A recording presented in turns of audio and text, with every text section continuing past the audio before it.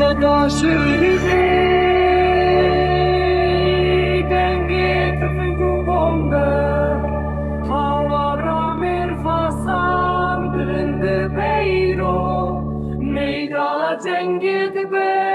govenda mîran, her alî her cî bûye qada şerî, Çepê xwe bigrê, rastê êrîş, meydan xwînê sor bûye îro, Dengê çekan tê ji her alî, Agir û dûman rapêça erdê, Nalîna birîndaran tê ji dûr ve, têne şervanan dagirtiye deşt, xencer û rim di destê ne, her der bûye meydana mêrxasan, Dengê şûran tê